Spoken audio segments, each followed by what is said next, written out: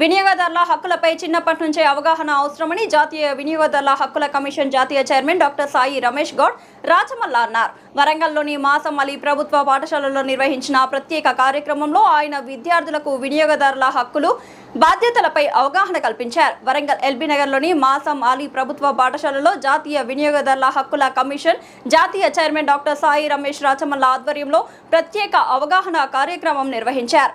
ఈ సందర్భంగా విద్యార్థులకు వినియోగదారుల హక్కులు, బాధ్యతలు, వస్తువులు లేదా సేవల కొనుగోలు చేసే సమయంలో తీసుకోవాల్సిన జాగ్రత్తలపై ఆయన వివరించారు. ప్రతి వినియోగదారుడు తన హక్కులతో పాటు బాధ్యతలను తెలుసుకోవాల్సిన అవసరం ఉందన్నారు.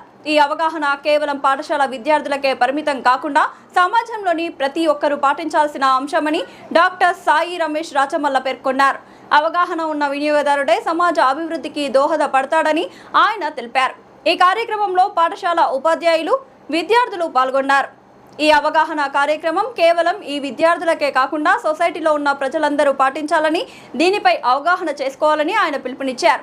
ఈ కార్యక్రమంలో జాతీయ వినియోగదారుల హక్కుల commission Warangal chairman Prabhakar, general secretary తోట పూర్ణచంద్రరావు, జూలూరి పెద్ద పున్నారావు, చిట్టిమల్ల విజయ్ కుమార్, మోహన్ రావు పాల్గొన్నారు.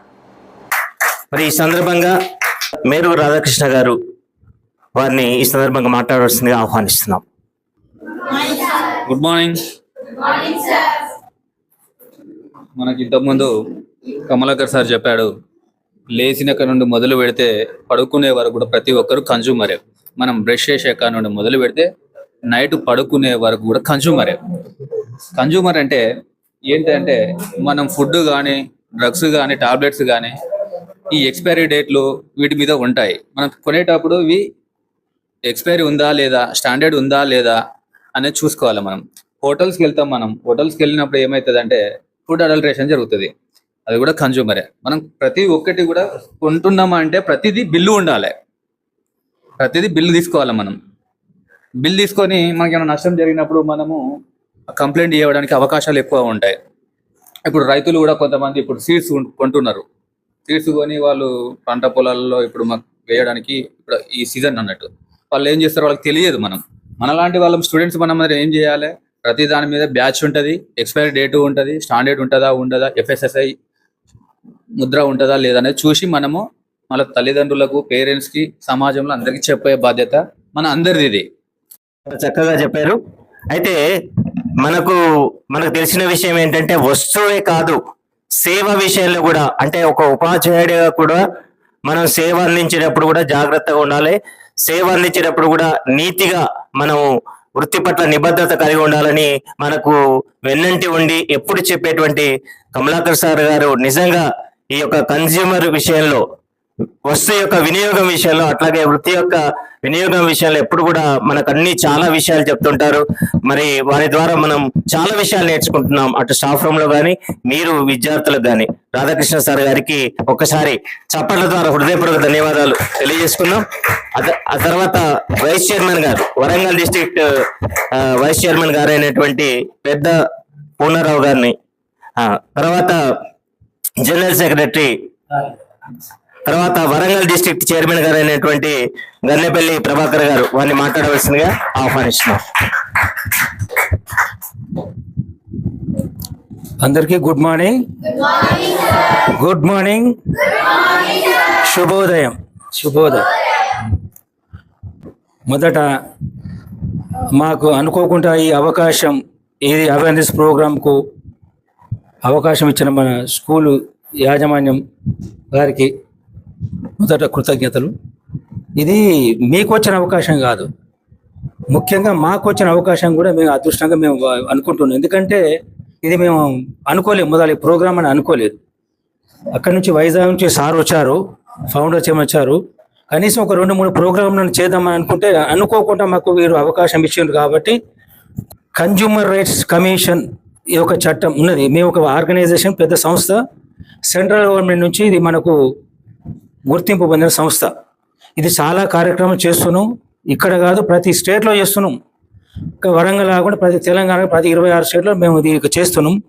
ఇందులో భాగంగా మనం ఇక్కడ ఒక అవేర్నెస్ ప్రోగ్రామ్ ఇక్కడి నుంచి మొదలైతే, చిన్నప్పటి నుంచి, చిన్నపిల్లల నుంచి మొదలైతేనే వాళ్ళు ఇప్పుడు తెలుసుకుంటే వాళ్ళకి ఆహ్వానిస్తే తర్వాత వాళ్ళు నేర్చుకొని మిగతా వాళ్ళు చెప్పగలుగుతారు. ఇంట్లో ఒక 10 మంది విని బాగుపడ్డా కూడా మన మిగతా బాగుపడతారు, సమాజం బాగుపడుతున్న ఉద్దేశంగా ఇక్కడ నుంచే మొదలవుతుంది. కాబట్టి మీకు కన్జ్యూమర్ అంటే ఏంది, ఎట్లా మీరు జాగ్రత్త పడాలి, ఎట్లా మీరు ఏ వస్తువులు కొనుక్కున్నా ఏం చేయాలనే ఉద్దేశంగా మేము ఫస్ట్ ఇక్కడ అవగాహన సదస్సుని ఏర్పాటు చేసినాం.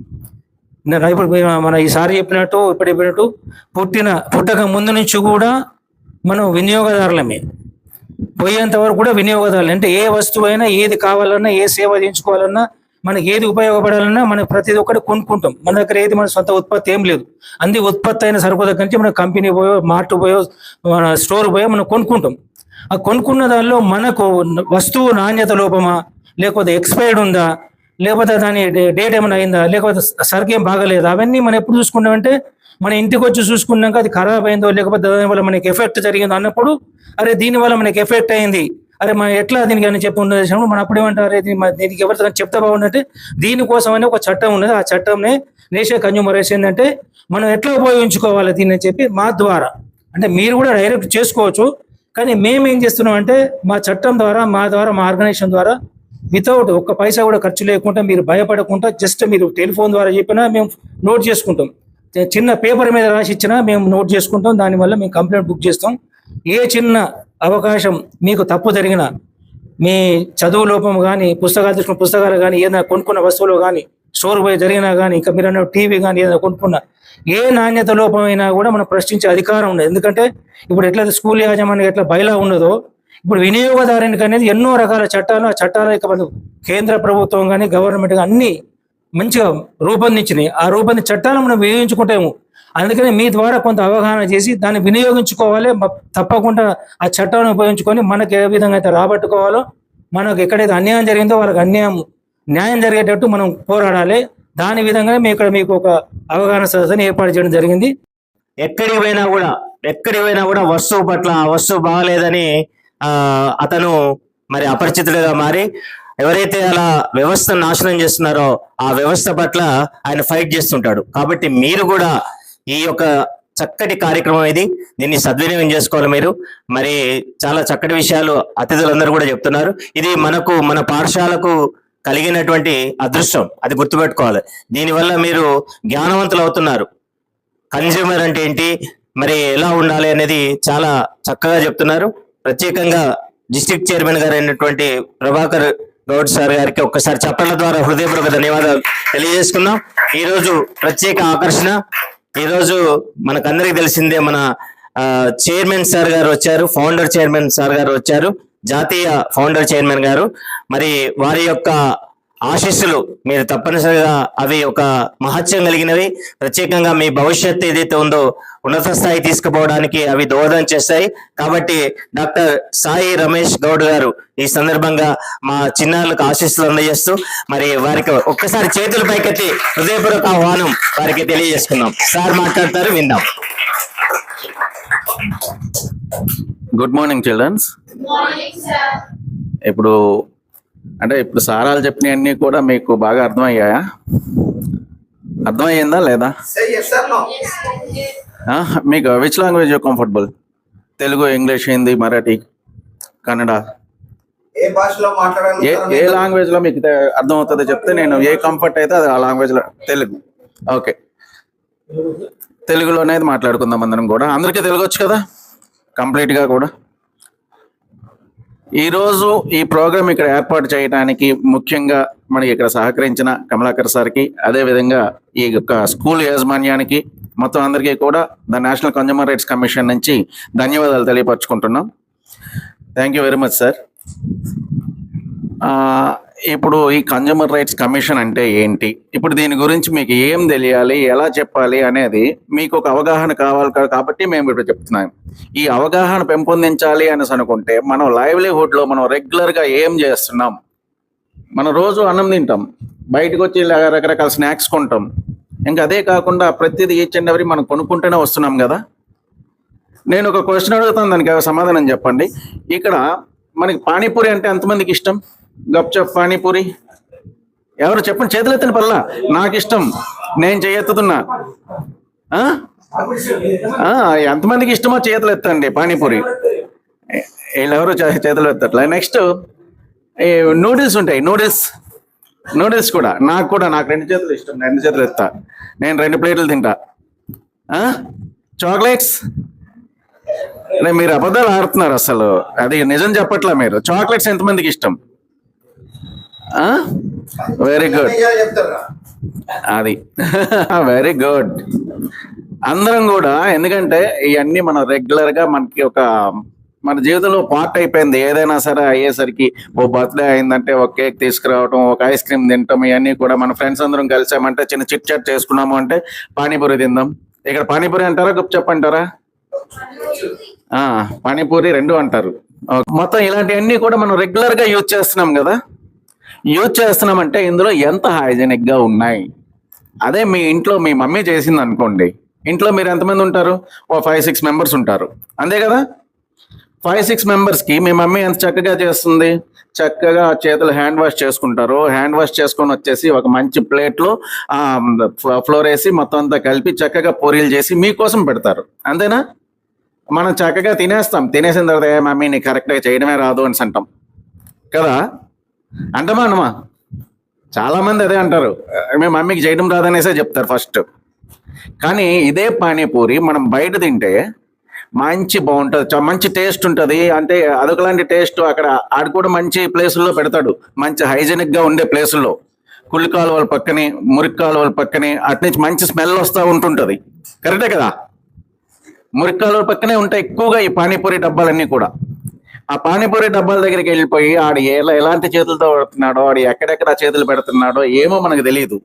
అస్సలు హైజెనిక్ గా ఉండడు.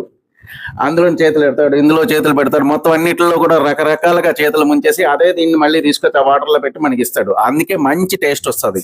అందులో అన్ని రకాల ఇంగ్రీడియంట్స్ కలుస్తున్నాయి. మనకి మమ్మీకి ఏమో ఇన్ని రకాలుగా చేయటం రాదు ఇంట్లో, కరెక్టే కదా. మమ్మీకి ఈ రకంగా చేయటం రాదు. పాపం ఆవిడ పిచ్చిది చెయ్యాలి, చక్కగా కడుక్కొని మొత్తం మా పిల్లలకి మంచి హైజెనిక్ గా ఇవ్వాలి అని చెప్పేసి ఆమె అన్ని రెడీగా చేసుకొని పెట్టుకొని పెడతాది. కానీ మనం సింపుల్ గా తీసి పడేస్తాం.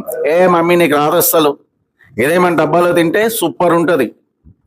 ఎందుకంటే వీటి దగ్గర అన్ని రకాల హైజెనిక్ ఉంటాయి, ఏంటి ఇంగ్రీడియంట్స్ ఉంటాయి.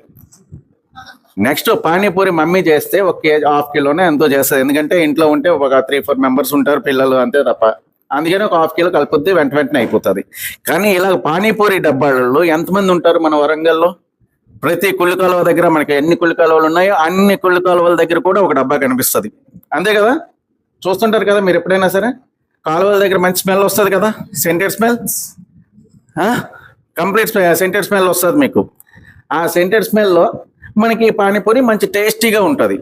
అండ్ నెక్స్ట్ ఏ వాటర్ కలుపుతున్నాడో, నల్ల నీళ్ళు కలుపుతున్నాడో, వాష్రూమ్లో నీళ్ళు కలుపుతున్నాడో మనకు తెలియదు. ఆ పానీపూరిలో వాటర్ మిక్స్ చేస్తాడు కదా, పెద్ద డ్రమ్లా ఉంటుంది ఆ పాట్లో. ఆ పాట్లో మిక్స్ చేసిన వాటర్ని అది ఏ వాటర్తో కలుపుతున్నాడో మనకు తెలియదు. అదే మనకి ఇంట్లో అనుకో, మమ్మీ అయితే చక్కగా ఆర్వో వాటర్తో కలిపేసి పెడుతుంది. అందుకే టేస్ట్ ఉండదు మమ్మీ చేసింది ఏది కూడా.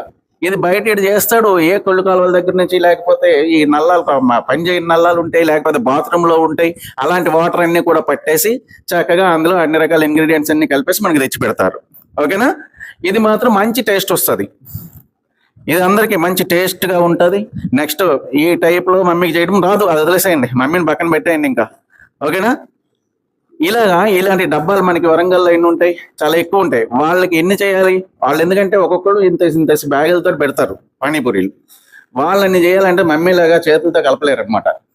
వాళ్ళ కిందని ఫ్లోర్ అంతా కిందన వేసేసి ఆ ఫ్లోర్ ని కాళ్ళతో తొక్కి దాన్ని తయారు చేస్తారు. ఎందుకంటే మేము చాలా వరకు రైడ్లు చేసాలని పట్టుకున్నాం. చక్కగా కాళ్ళతో తొక్కుతాడు, ఆడు వాష్రూమ్కి వెళ్ళి వస్తాడు, లెగ్స్ కూడా వాష్ చేసుకోడు, ఆటలతోటే కాళ్ళు కుమ్ముతా ఉంటాడు. దాని తర్వాత మంచిది ఏదైనా సరే వింటర్ సీజన్ లేకపోతే మనకి రైనీ సీజన్ వచ్చిందనుకో, ఆటోమేటిక్గా ఆడు తడుస్తూ ఉంటుంటాడు. తడిచిన తర్వాత ఆడికి ఆటోమేటిక్గా స్నేజింగ్ జరుగుద్ది కదా, అదే ఏమంటారు దాన్ని, జలుబు వస్తుంది.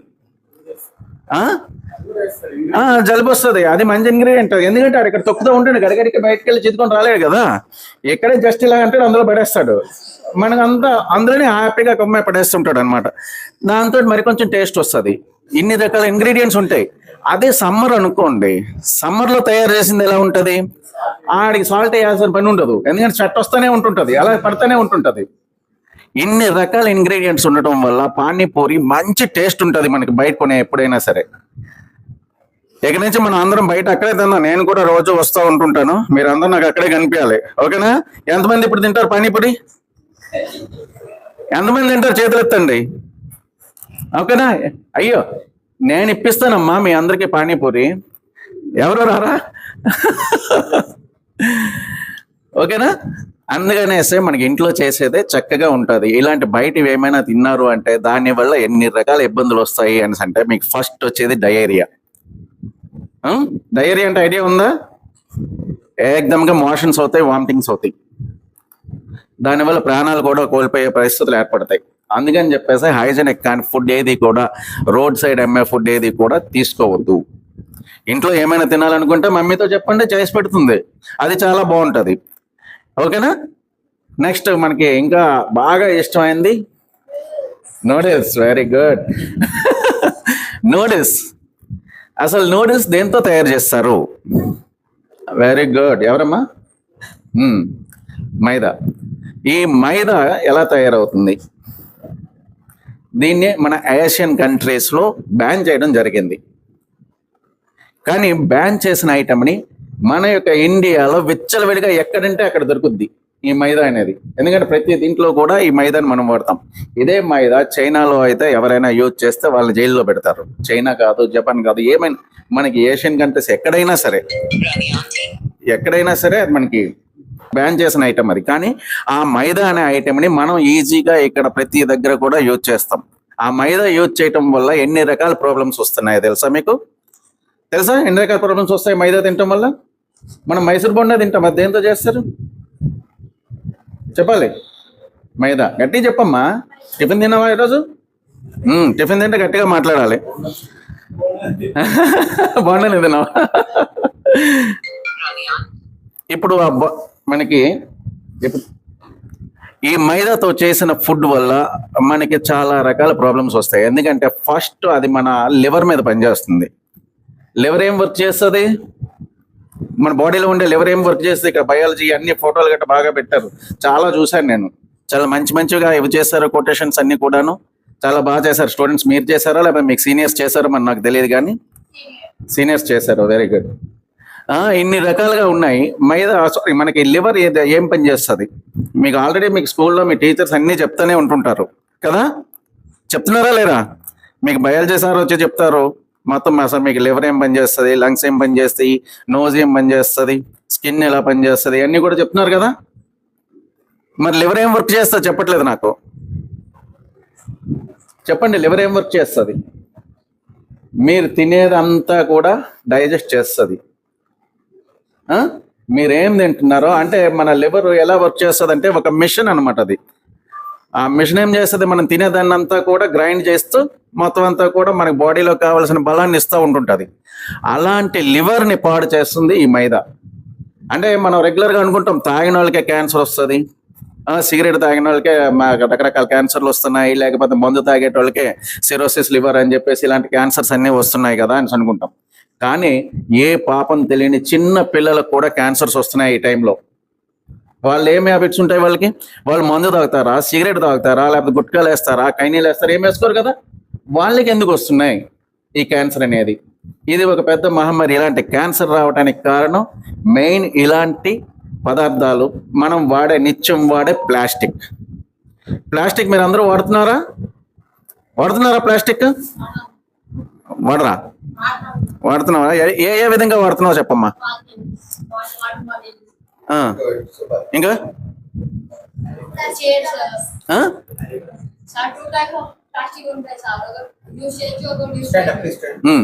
ఇంకా ఇంకా వెరీ గుడ్. ఇంకా చెప్పండి అమ్మాయి. మనం మార్నింగ్ లేస్తాం, మార్నింగ్ లేచిన వెంటనే మనం ఫస్ట్ చేసే పని ఏంటి? బ్రష్. అది దేంతో తయారవుతుంది? ప్లాస్టిక్ నోట్లో పెట్టి ఎన్నిసార్లు రుద్దుతాం? రుద్దుతూనే ఉంటాం కదా మనం. ఆ ప్లాస్టిక్ అది అలాగలాగా కొన్ని రోజులకి ఒక 3 months అయ్యేసరికి మనకు కొత్త బ్రష్ తీసుకొచ్చేసరికి ఆ బ్రష్ అంతా కూడా బ్రషెస్ మొత్తం ఇదైపోయి, అంటే దాని ముందు అంతా ఏం చేస్తున్నారు? తినేస్తున్నారా మీరు? తినట్లేదు కదా. తినకపోయినా సరే ఎందుకు అరిగిపోతున్నాయి? మనం రోజు చేస్తున్నాం కదా, అవి అయిపోయి మొత్తం అలాగా మనం స్పిట్ చేసినా సరే కొంచెం మనకి పళ్ళల్లో ఉండిపోయి నోట్లో ఉండిపోయి మన బాడీలోకి వెళ్తుంది. నెక్స్ట్ మనం దాని తర్వాత వెంటనే మనం ఫేస్ వాష్ చేసుకోవాలి. ఫేస్ వాష్ చేసుకోవాలంటే ఏం వాడుతున్నాం? వాటర్ వాడతాం. వాటర్ని ఎలా తీసుకుంటావు నువ్వు? మగ్ ఏ మగ్తో వాడుతున్నాం? Plastic mug. మనం స్నానం చేసేది బకెట్, అది స్టీల్ది వాడుతున్నారా ప్లాస్టిక్ వాడుతున్నారా? ప్లాస్టిక్. అదే అయిపోయింది. అదే అయిపోయిన తర్వాత మళ్ళీ మనం వెంటనే ఫ్రిడ్జ్ దగ్గరికి వెళ్తాం. ఫ్రిడ్జ్ దగ్గరికి వెళ్ళి ఫస్ట్ వాటర్ బాటిల్ తీస్తాం. ఆ వాటర్ బాటిల్ దేంతో తయారవుతుంది? ప్లాస్టిక్. ఎందుకు మనం స్టీల్ కానీ కాపర్ కానీ వాడట్లేదు? ప్లాస్టిక్ మనకి ఈజీగా ఉంటుంది, క్యారీ చేసుకోవడానికి ఈజీగా ఉంటుంది, అందుకని చెప్పేసి మనందరం ఈజీ ప్రాసెస్కి అలవాటు పడుతున్నాం. అంతే కదా? ఇప్పుడు మీరందరూ పిల్లలు, మీరందరూ ఇవి గుర్తుపెట్టుకొని మీరు మరికొంచెం ఏజ్ వచ్చేసరికి మీరు ఇలాంటి విషయాలు అందరికీ తెలియపరచాలి. మీరు దీన్ని ఆచరణలో పెట్టాలి, అదేవిధంగా అందరికీ తెలియపరచాలి. ఓకేనా? ప్రతి ఒక్కరికి తెలియపరచండి. నెక్స్ట్ అది అయిపోయింది, దాంట్లో తీసుకున్న తర్వాత మీరు స్కూల్కి వచ్చేస్తున్నారు. స్కూల్కి వచ్చేసేటప్పుడు మీ మమ్మీ మీకు క్యారియర్ కడుతుంది అనుకోండి, అంటే బాక్స్, లంచ్ బాక్స్. ఇప్పుడు లంచ్ బాక్స్ కట్టేటప్పుడు లంచ్ బాక్స్ దేంట్లో కడుతున్నారు? అది ప్లాస్టిక్కే. బాక్స్ కూడా ప్లాస్టిక్కే. ఆ బాక్స్లో మనం హీట్గా ఉండే రైస్ వేస్తున్నాం, అందులోనే ఒక కప్లో చారు వేస్తున్నాం, ఒక కప్లో కూర వేస్తున్నాం కదా, ఇన్ని రకాలుగా వేస్తున్నాం. ఇన్ని రకాలుగా వేసేటప్పుడు ఆ ప్లాస్టిక్ బాయిల్ అవుతుందా లేదా? అది బాయిల్ అయ్యేటప్పుడు అందులో నుంచి ఒక కెమికల్ రిలీజ్ అవుద్ది. ఒక ప్లాస్టిక్ బౌల్ ఎప్పుడైనా సరే అందులో హాట్ వాటర్ కానీ లేకపోతే వేడిగా ఉండే ఏ పదార్థం వేసినా సరే ఒక కెమికల్ రిలీజ్ అవుద్ది ప్లాస్టిక్ లోంచి. పోనీ పెట్ అంటే అర్థం ఉందా మీకు? అర్థం తెలుసా మీకు ఎవరికైనా సరే? పెట్ తెలుసా? చెప్పనా? ఆహా, ఆ పెట్ కాదు. సరే సార్, వాటర్ బాటిల్ ఏంటంటే మీరు తాగింది. ఇప్పుడు ఈ బాటిల్ ప్లాస్టికే కదా, ప్లాస్టిక్ బాటిల్. దీన్ని మనం సింప్లిఫై చేసి ఏమంటామంటే పెట్ బాటిల్ అంటాం. అది అలా దాన్ని పెట్ బాటిల్ అంటాం అనమాట. అంటే ప్రతి ప్లాస్టిక్ బాటిల్ని కూడా పెట్ బాటిల్ అంటాం. ఈ పెట్ బాటిల్ తయారయ్యేది చాలా లో కాస్ట్, అంటే చాలా, అంటే అది దేనికి పనికిరాని ఒక ప్లాస్టిక్తో తయారవుద్ది. ఈ బాటిల్ అనేది చాలా చీప్ క్వాలిటీ, దీంతో తయారయ్యే కెమికల్ అనమాట. కెమికల్తో తయారైన బాటిల్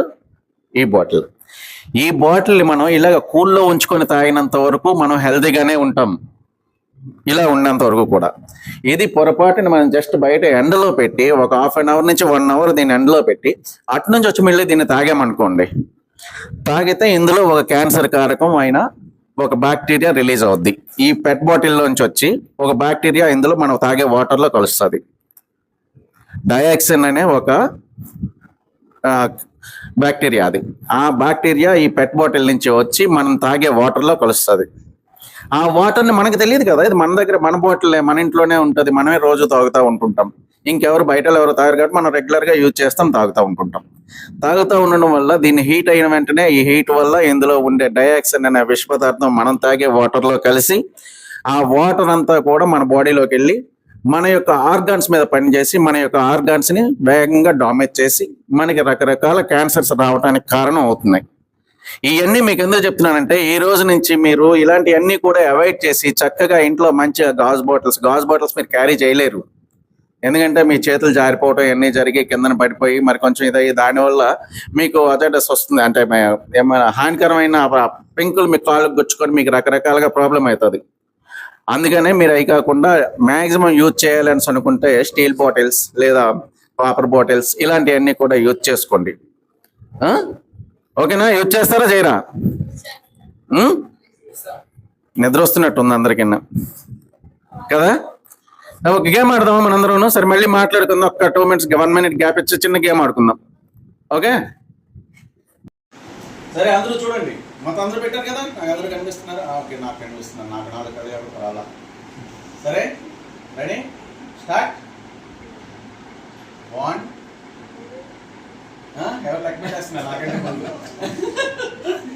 2 3 4. నేను 5 కొట్టమన్నా, నేను కొడతాను. నేను కొట్టచ్చు 4కి.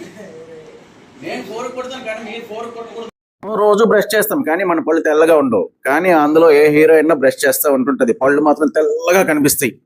సేమ్ పేస్ట్ మనం వాడతాం, రుద్ది రుద్ది రుద్ది రుద్ది ఎంత రుద్దినా సరే మన పళ్ళు తెల్లగా కావు. ఎందుకు? సేమ్ పేస్ట్ కదా మనం వాడుతున్నాం, కానీ వాళ్ళు మనం బ్లాక్ చేస్తున్నారు.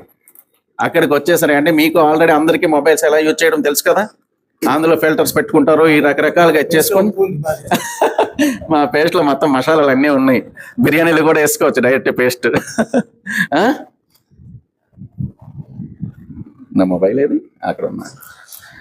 అందుకని సరే మనం ఎక్కువగా మిస్లీడ్ చేసే యాడ్స్ ఉంటాయి. మిస్లీడ్ చేసే యాడ్స్ అన్నిటినీ కూడా మీరు చూసి నెక్స్ట్ మన అమెజాన్, ఫ్లిప్కార్ట్, స్నాప్డీల్లో ఎక్కువగా ఆర్డర్స్ పెడతా ఉంటుంటాం. ఆ ఆర్డర్స్ని కూడా అవాయిడ్ చేయండి. ఆ ఆర్డర్స్ వల్ల మీకు మీ ఫాదర్ మదర్కి వచ్చే మనీ మొత్తం లాస్ అవడానికి కారణం ఇయే. ఎందుకంటే ఇదంతా కూడా మిస్లీడింగ్ అడ్వర్టైజ్మెంట్స్ వల్ల జరుగుతున్నాయి. అందులో చూపించేటప్పుడు మంచిగా కనిపిస్తుంది. ఏదైనా సరే ఒక డ్రెస్ తీసుకున్నా, ఒక ప్యాంట్ తీసుకున్నా, ఏం తీసుకున్నా సరే వాడు ఫోటో తీసి పెట్టేటప్పుడు చాలా నీట్గా కనిపిస్తుంది. కానీ మన దగ్గరికి వచ్చేసరికి ఎందుకు పనికిరాదు. మన లాస్ట్కి ఫ్లోర్ క్లీన్ చేసుకోవడానికి కూడా పనికిరాదు అనమాట. అలాంటివి వస్తున్నాయి. దానివల్ల మీరు మనీ లాస్ అవుతారు. ఓకేనా? అంటే మీతో ఇంకా చాలా ఎక్కువ మాట్లాడాలని ఉంది కానీ టైం అవుతుంది. అందుకని చెప్పేసి కొంచెం నేను వేగంగా ముగిస్తున్నాను. నెక్స్ట్ ఇలా ఏమి కూడా యూజ్ చేయకండి. నెక్స్ట్ మనకంటూ కొన్ని మన కన్జ్యూమర్ కోర్టులు ఉంటాయి. ఇప్పుడు మెయిన్ వస్తున్నాయి మనకి రెగ్యులర్గా జరుగుతున్నవి సైబర్ క్రైమ్స్. సైబర్ క్రైమ్ అంటే తెలుసా? చాలా ఈజీగా మనల్ని మోసం చేసి మన దగ్గర నుంచి డబ్బులు లాగేసుకొని వాళ్ళు ఎంజాయ్ చేస్తారు, మనం బాధపడతాం. ఎందుకంటే ఎవరో తెలియని వ్యక్తులు మీకు ఫోన్ చేసినా, తెలియని వ్యక్తుల దగ్గర నుంచి మీకు ఎలాంటి మెసేజ్లు వచ్చినా వాటిని ఎప్పుడు కూడా ఓపెన్ చేయకండి. ఎందుకంటే ఇప్పుడు కొత్తగా వస్తున్న ఫ్రాడ్ ఏంటో తెలుసా? మీ వాట్సాప్కి ఒక నెంబర్ నుంచి ఒక ఫోటో వస్తుంది. ఆ ఫోటోని ఎవరు పంపించారు కదా అని చెప్పేసి మనం రెగ్యులర్గా దాంట్లో మీరు చేసే తప్పేమీ ఉండదు. ఆ ఫోటోని జస్ట్ మనం ఓపెన్ చేస్తాం. ఓపెన్ చేసేసరికి మీ మొబైల్ యొక్క యాక్సెస్ అంతా కూడా వాడికి వెళ్ళిపోతుంది. వాడికి వెళ్ళిపోతే మీకు రావాల్సిన ఓటీపీలు వాడి దగ్గరికి వెళ్ళిపోతాయి. మీ దీంట్లో ఉండే అకౌంట్ నెంబర్స్, మీ దీంట్లో ఉండే పిన్ నెంబర్స్ అన్నీ కూడా వాడికి తెలిసిపోతాయి. తెలిసిపోయి మీ అకౌంట్లో ఉండే డబ్బుని ఈజీగా వాళ్ళు తీసుకోగలుగుతారు అనమాట. అర్థమైందా? ఎప్పుడు మీకు అన్నోన్ పర్సన్స్ ఎవరైనా, తెలియని వాళ్ళు ఎవరైనా పంపిస్తే వాళ్ళ యొక్క ఏం పంపించినా సరే వెంటనే డిలీట్ చేసేయండి. డిలీట్ చేసేసి వెంటనే దాన్ని బ్లాక్ అయినా చేసేయండి ఆ నెంబర్ని. అర్థమైందా? మీకు తెలిసిన నెంబర్ నుంచి వస్తే మాత్రమే చేయండి. ఇలాంటి ఫైల్స్ని ఎప్పుడు కూడా ఓపెన్ చేయకండి. ఓకే? ఓకేనమ్మా. థ్యాంక్ యూ వెరీ మచ్ అండి మీ అందరికీ కూడా మరొకసారి. ఇది వర్షాకాలం, మంచి విషయాలు చెప్పారు. మనం వర్షంతో తడిపేయాలి సార్ని. 1 చేతులు పైకెత్తి, 2 3 4 5 స్టాప్. చాలా చక్కటి విషయాలు.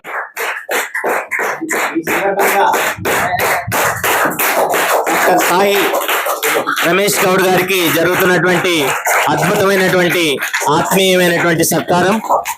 ఇంకా వారు ఉన్నత శిఖరాలు అధిరోహించాలని కోరుకుందాం. అట్లాగే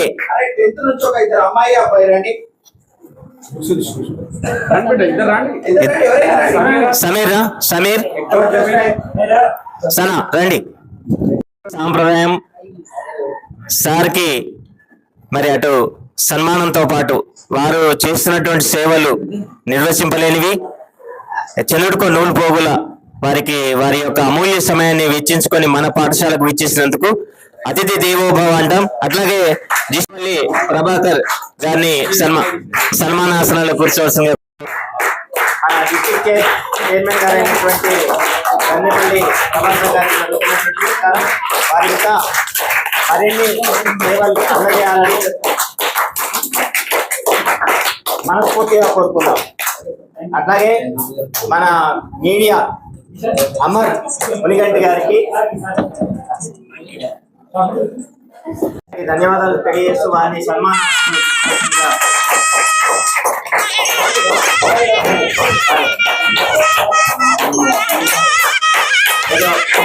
మామూలుగా మీరు చేసిన సేవలు ఏదైతే చెప్పలేనివి ఏదో అట్లా ఇది ఇంకా ఉన్నత స్థాయిలో వెళ్ళాలని అతిథి దేవోభవ అంటాం.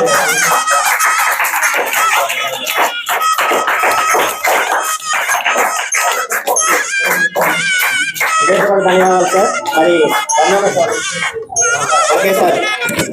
సో కన్జ్యూమర్గా మనం ఎలాంటి జాగ్రత్తలు తీసుకోవాలి, ఒక వినియోగదారుడిగా ఎలాంటి పొరపాట్లు చేయకుండా ఎక్కడ మోసపోకుండా ఉండడానికి మనకు చక్కని అవగాహన కల్పించినటువంటి founder chairman sir Sai Ramesh sir గారికి మన మాసుమలి పాఠశాల తరపున ఉపాధ్యాయ బృందం మరియు విద్యార్థుల తరపున ప్రత్యేక కృతజ్ఞతలు sir. So thank you and your team కూడా ధన్యవాదాలు సార్. మాతో ఇంత సమయం వెచ్చించి జాతీయ స్థాయి వ్యక్తులు ఒక మన చిన్న పాఠశాలకు వచ్చి మన కమలాకర్ సార్ గారి ఆధ్వర్యంలో సార్ ఉన్నారు కాబట్టి వచ్చారు, లేకుంటే వచ్చేవారు కాదు.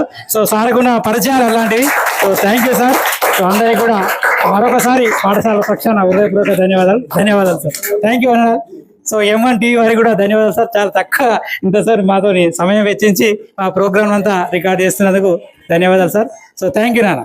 Thank you sir.